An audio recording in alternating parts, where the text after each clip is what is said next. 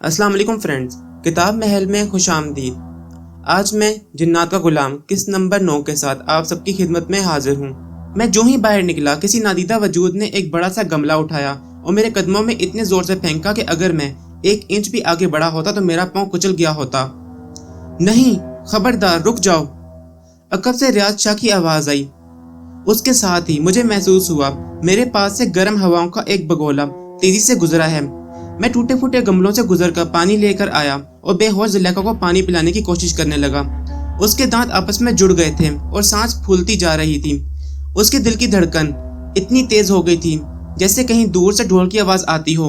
آنکھیں ابلی پڑی تھیں اور چہرے پر تناؤ سے اس کی شکل ہی بگڑ گئی تھی۔ سانس یوں لیتی تھی جیسے خالی گھڑے پر منہ رکھ کر آواز نکالی جاتی ہے۔ میں نے پانی سے بھرا گلاس اس کے چہرے پر چھڑک دیا کہ شاید اس طرح وہ ہوش میں آ جائے، مگر وہ ہوش میں نہیں آئی۔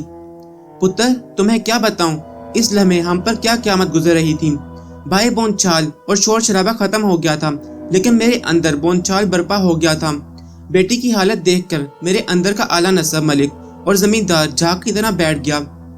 مار دیا میری بچی کو آپ نے ملک صاحب، میری بچی کو مار دیا، کر لیا شوق پورا، حویلی کو موت سے بھر دیا ہے آپ نے ملک صاحب۔ وہ میرا گریبان پکڑ کر چلانے لگی اور میرے رہے سے حواس بھی ختم ہو گئے۔ میں نے پیر ریاض شاہ کی طرف امداد بھری نظروں سے دیکھا تو وہ کمرے سے غائب تھا۔ میں جانتا تھا کہ اس نے یا اس کے بابا جی نے میرے غصے کے بدلے میں یہ اونچی حرکت کی تھی، لیکن پتر جی، میں ان زمینداروں جیسا سفاک اور کڑیل نہیں ہوں جو اپنی انا اور ضد پر خون بہاتے پھرتے ہیں۔ میں کمزور بھی نہیں تھا، لیکن پتر جی، اولاد سے میری محبت نے مجھے کمزور بنا دیا تھا۔ شاہ صاحب، میں انہیں آوازیں دیتا ہوا کمرے سے نکلا تو دیکھا ریاض شاہ اپنا سامان اٹھا کر حویلی سے باہر جا رہا تھا۔ میری آواز سن کر بھی وہ نہیں رکا۔ میں بھاگتا ہوا اس کے پاس پہنچا تو میری سانس پھول گئی۔ شاہ صاحب، میرے ہاتھ خود بخود آپس میں جڑ گئے اور معافی کے لیے اس کے سامنے بلند ہونے لگے۔ میری آنکھیں بے کسی اور بے بسی سے بھر گئی تھیں، لب سل گئے تھے، میرا اندر کٹ گیا، دل کیما کیما ہو گیا تھا۔ پتر جی، میں مر گیا تھا اپنی بچی کی زندگی کے واسطے۔ شاہ صاحب کے چہرے پر فاتحہ کا خمار تھا اور میرے جڑے ہوئے ہاتھ کسی گداگر اور کمی کی طرح بلند تھے۔ وہ برابر مسکرا رہا تھا، شاید ابھی اس کی تما کو قرار نہیں آ رہا تھا۔ میں اس کی آنکھوں میں دیکھتا ہوا جھکنے لگا، اپنی خودداری کو توڑتے ہوئے اس کے پیروں کو ہاتھ لگانے لگا تو اس بار اس نے مجھے کندھوں سے پکڑ لیا۔ نہیں ملک صاحب، نہیں، آپ کی جگہ تو ہمارے دل میں ہے۔ پھر وہ کچھ کہے بغیر ایک فاتحہ کی طرح واپس ہوا۔ اس نے زلیخا کی طرف دیکھا اور مجھے دوبارہ پانی لانے کے لیے کہا۔ میں پانی لایا تو اس نے کچھ پڑھنے کے بعد دم شدہ پانی زلیخا پر چھڑکا۔ اس کے بے ہوش بدن کو جھٹکا لگا۔ پیر ریاض شاہ 5-6 منٹ تک کچھ پڑھتا رہا۔ آخر میں وہ اس کے سر کی جانب بیٹھ گیا اور اس کے ماتھے پر شہادت کی انگلی رکھ کر کچھ لکھنے لگا۔ چند لمحوں بعد وہ بولا تو ایسا لگا جیسے وہ نہیں، اس کے اندر سے بابا جی بول رہے ہیں، اٹھ میری بچی، اٹھ شاباش۔ یقیناً وہ بابا جی ہی تھے جو ریاض شاہ کے اندر سے بول رہے تھے۔ ایک لمحے کے لیے مجھے پھر یہ گمان ہوا تھا کہ بابا جی کا بہروپ ریاض شاہ نے ہی نہ بھرا ہوا ہو۔ وہ اندھیرے میں بابا جی کو حاضر کرتا تھا۔ کسی کو کیا معلوم کہ ریاض شاہ ہی آواز بدل کر بول رہا ہوتا ہے یا واقعی اس کے علاوہ کوئی دوسرا تیسرا وجود بھی وہاں ہوتا ہے۔ لیکن میرا یہ وہم اس وقت باطل ہو گیا۔ زلیخا کے چہرے سے تناؤ ختم ہو گیا، آنکھیں معمول پر آ گئیں اور ایسے اٹھی جیسے بے ہوش ہی نہ ہوئی ہو۔ پہلے تو وہ ہم تینوں کے چہرے کو دیکھتی رہی، پھر سر پر دوپٹہ درست کرنے لگی۔ بابا جی کہاں ہیں؟ وہ آہستہ سے بولی تو ایک ہلکے سے کھٹکے کے ساتھ بابا جی کی آواز آئی، میری بچی، میں یہیں پر ہوں۔ میں نے دیکھا اب کی بار شاہ صاحب کے لب بند تھے اور ان کے عقب میں ایک سفید رنگ کے لبادے میں ملبوس دراز کشیدہ قامت انسان کھڑا تھا۔ اس نے اپنے سر پر سفید چادر لی ہوئی تھی اور سر جھکا ہوا تھا۔ بابا جی سرکار۔ پیر ریاض شاہ اٹھنے لگا تو بابا جی نے ہاتھ ان کے سر پر رکھ کر انہیں اٹھنے نہیں دیا۔ وہ زلیخا کے پاس گئے اور اس کے سر پر ہاتھ رکھ کر بولے، میں نے اپنی بیٹی کہا ہے تجھے زلیخا، مجھے تیرے باپ سے زیادہ فکر ہے۔ یہ کہتے ہوئے انہوں نے اپنا چہرہ بلند کیا تو چادر سے ان کا چہرہ صاف نظر آنے لگا۔ ثانوی رنگت، سفید دودھیا لمبی داڑھی، موٹی موٹی سیاہ سرمگی آنکھیں، وہ گزرے وقتوں کے کسی اساطیری مرد کی شکل میں میرے سامنے موجود تھے۔ ملک، تو نے ہمارے بیٹے پر شک کیا اور ہمیں رسوا کیا، شکر کرو ہمارے بیٹے نے تمہیں معاف کر دیا ہے۔ ورنہ جتنا تو نے ہمیں بے عزت کیا ہے اس کا بدلہ لیے بغیر ہم واپس نہ آتے۔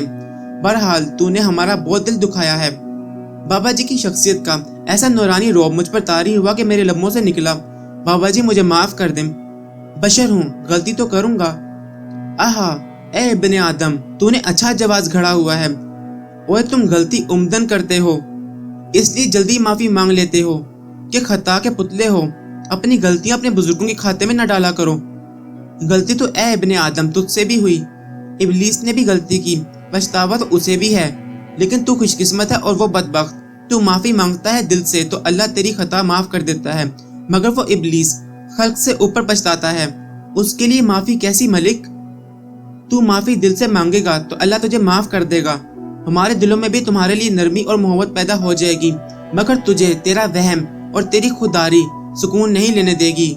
ہاں ایک بات یاد رکھنا، اب میرے بیٹے کو کوئی تکلیف نہ دینا۔ ریاض شاہ تو بھی ملک کی طرف سے اپنا دل صاف کر لے۔ جی اچھا سرکار۔ ریاض شاہ نے ایک سعادت مند بچے کی طرح سر ہلایا۔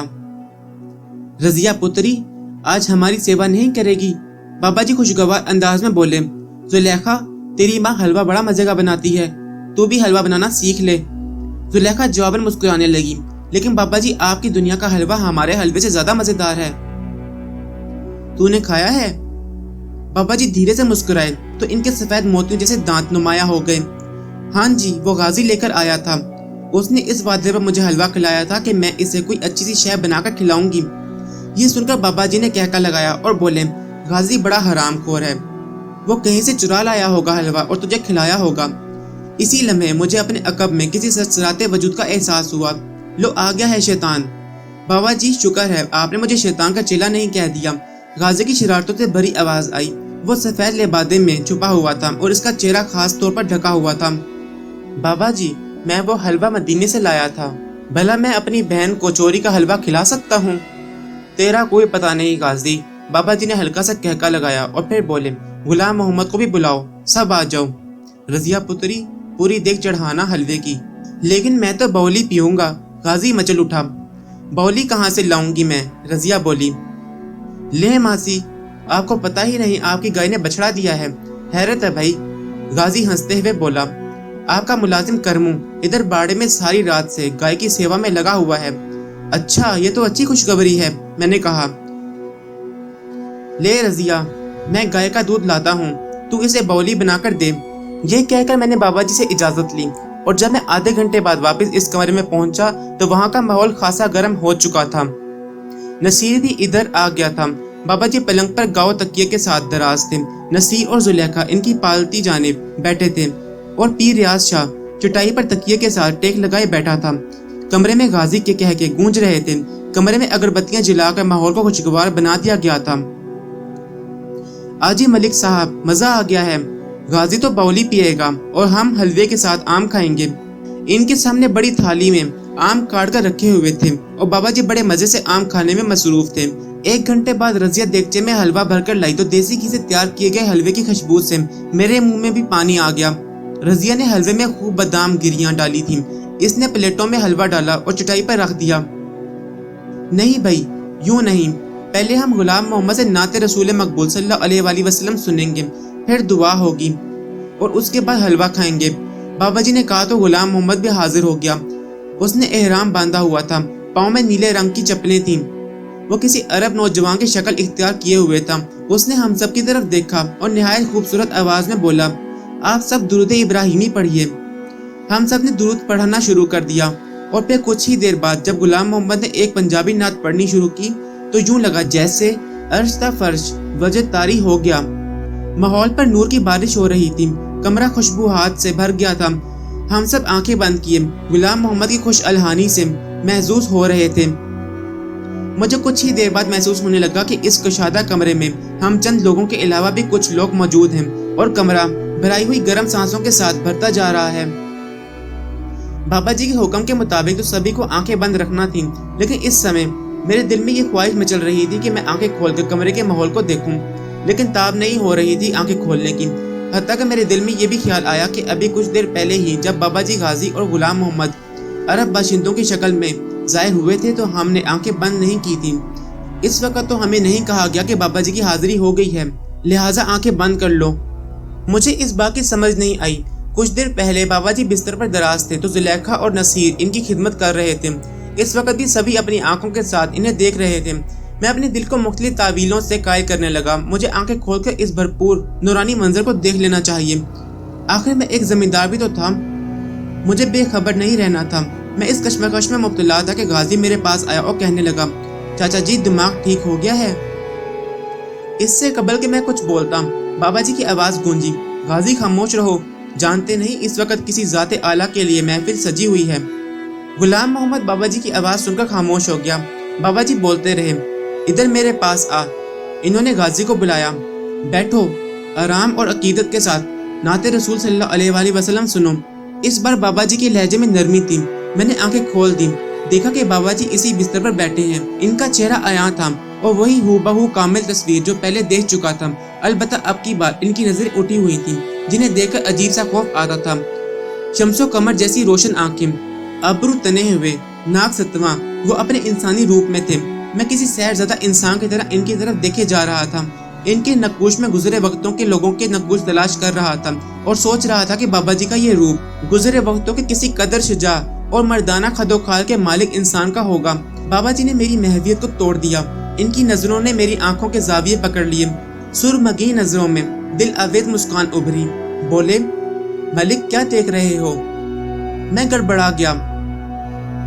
तुम भी इधर आ जाओ, बाबा जी ने मुस्कुराते हुए मुझे समझाया। महफिल के अदाब करना सीखो मलिक, हर वक्त तजस्सुस के हाथों पे बस ना हो जाया करो। तुम्हें खोजने की जस्तजू रहती है, अल्लाह ने चाहा तो तुम्हें इसका मौका भी मिलेगा। मैं शर्मिंदा हो गया और बाबा जी के कदमों की तरफ जहां नसीर और जुलेखा बैठे थे अपनी जगह बनाने लगा कि बाबा जी बोले, तुम भी इधर गाजी के पास आ जाओ। गाजी बाबा जी के सरहाने के पास बैठा हुआ था। इसका चेहरा सफेद अमामा के पल्लू से ढका हुआ था। मैं गाजी के पास बैठा तो बाबा जी ने ट्रे से आम की काशें उठाई और मुझे पेश करते हुए बोले, कभी कभी आम खाने को दिल मचल जाता है मियाँ। आप जैसे मोहब्बत करने वाले इंसानों की ये हम पर मेहरबानी है कि अपनी गज़ाओं में से कुछ हमें भी अता कर देते हैं। ये सब आपका ही है सरकार। मैंने अकीदत से आम की काशें पकड़ ली। और हमारे लिए नहीं है क्या? गाजी बेसाख्ता बोला तो मैंने काशें इसे पकड़ा दी। उसने खाने में देर नहीं लगाई। बड़ा ही नादीदा है गाजी। बाबा जी उसकी हरकत पर मुस्कुराए तो इनके मोतियों जैसे दांत नुमाया हो गए।